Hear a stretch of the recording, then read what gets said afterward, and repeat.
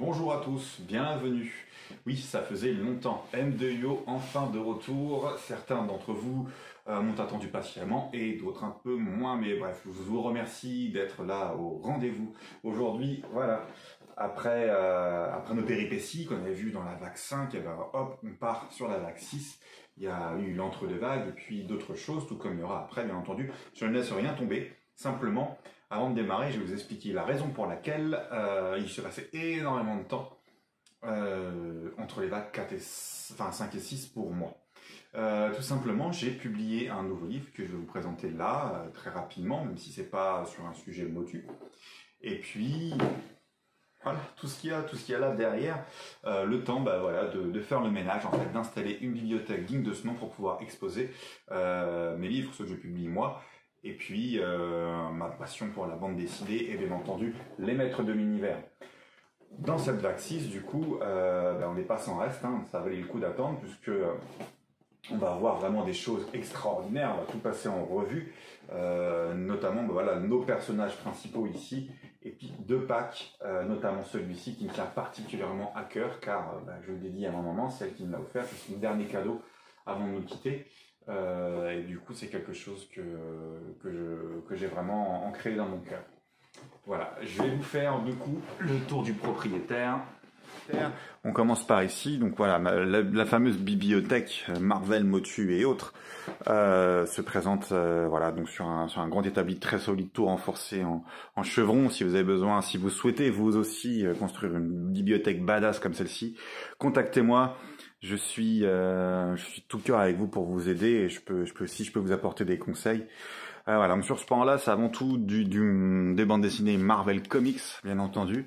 Et on s'intéresse aujourd'hui à cette fameuse vague. Donc, en plus du pack que je vous ai présenté, avec Battle Armor Musclor exclusif et Gringer aussi exclusif, hein, puisque on verra ses particularités, on va avoir 4 personnages en régulier, plus un deluxe, en la personne de Mosquitor. On verra donc les cartes back en détail, un par un.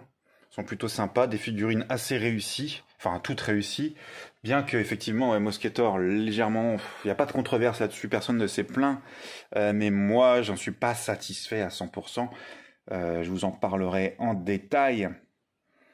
Et puis bah voilà, une réédition, on entre vraiment dans une période de repaint en fait, hein, on va le voir, puisque bah, l'Abyssman il avait déjà été fait, mais c'était un exclusif, donc voilà, les gens sont...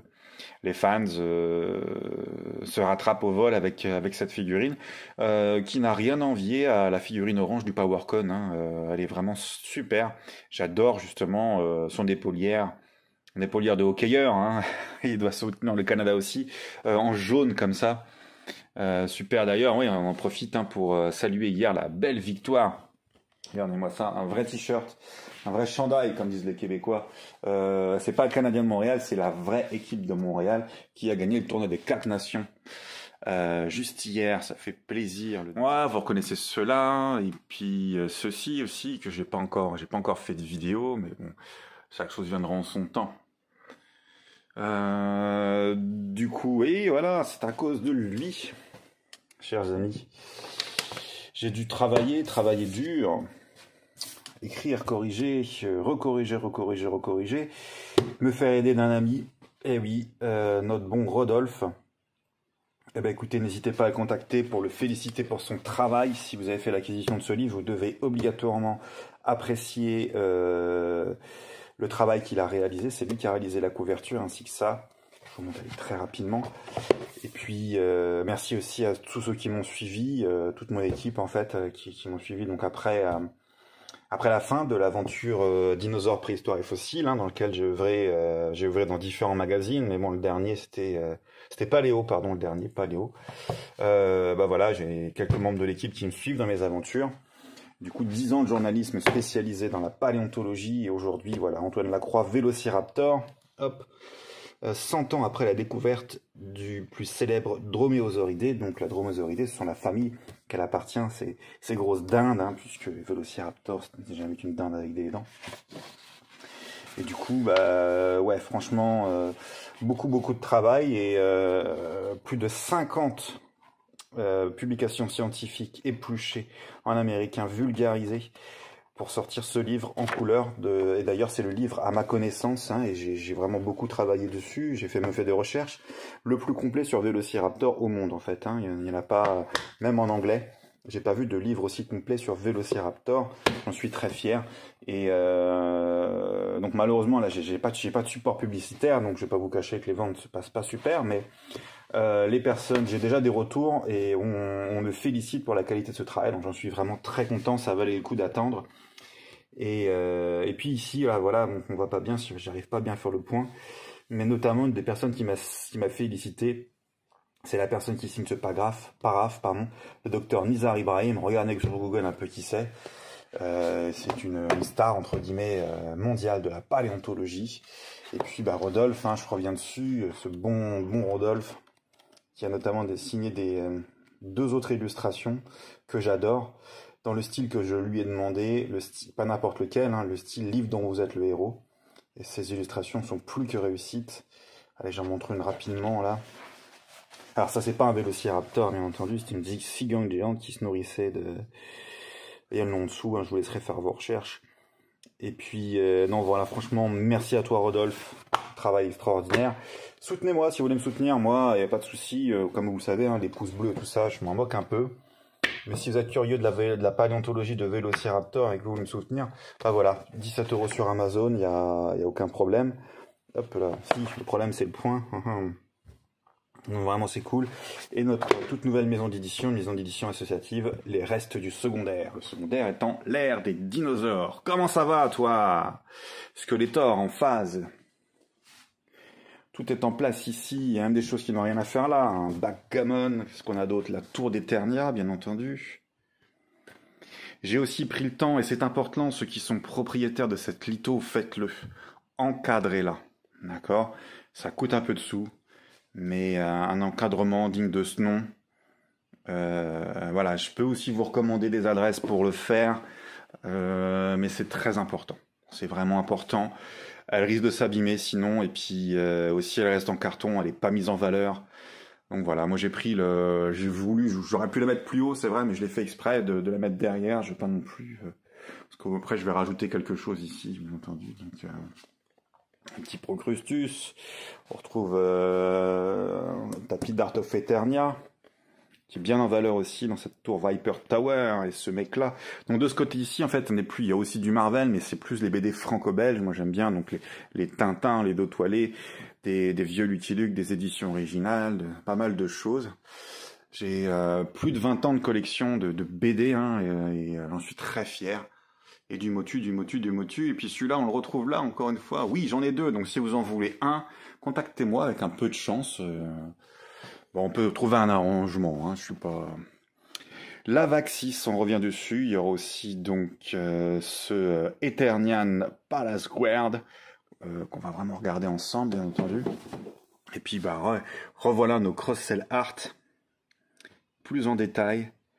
Donc Beastman, Eternian Goddess, qu'on appelait autrefois Green Goddess, bien entendu. On la connaît depuis la toute première BD scénarisée par Don Gluth et illustrée par Alfredo Alcala. Webster et Stinkor. Stinkor, oui, il y a eu une controverse au sujet de son parfum. Et puis voilà, donc on va avoir des belles illustrations. Qu'est-ce qu'il reste d'autre à vous montrer? J'ai montré mon chandail.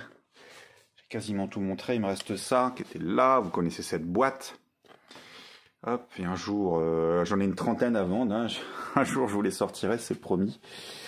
Et du coup, alors malheureusement, celui-là, j'ai regardé dans mes archives, je ne l'ai pas en anglais. Mais comme le veut la tradition des vidéos de présentation de vagues, on regarde un petit peu ce qu'il y a dedans.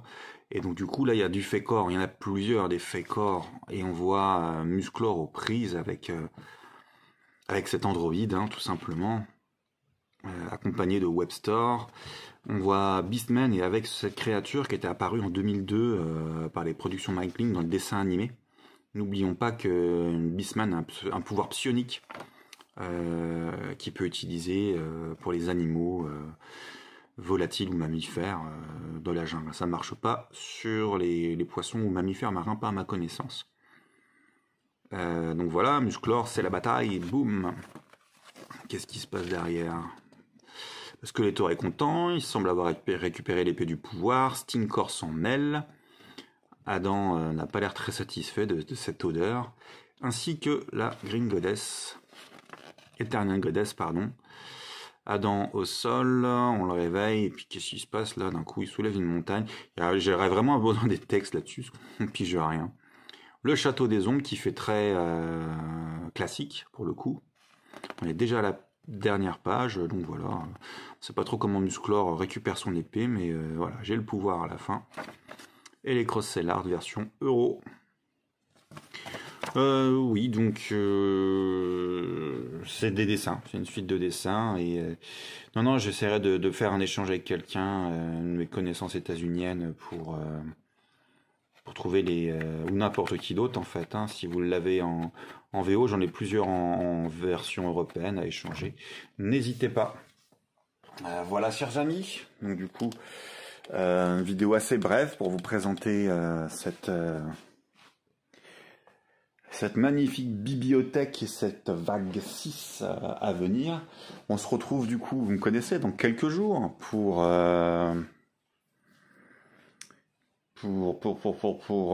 les premières figurines. Hein. On va commencer certainement par Webstore ou Eternian Goddess.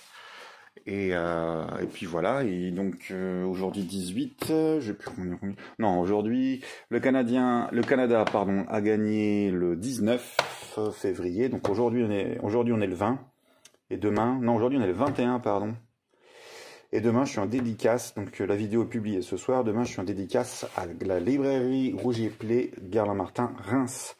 N'hésitez pas à venir, donc je vais dédicacer celui-ci. Et du coup, il y a vraiment des choses à apprendre sur Vélociraptor, sa famille, la façon dont il a été découvert, les paléontologues qui l'ont découvert, son biotope, la façon dont il vivait, hein, absolument tout. Un ouvrage incontournable, j'en suis très fier, je vous l'ai dit. Allez, il est temps de se dire au revoir. Musclor, as-tu des choses à ajouter? Alors, à bientôt.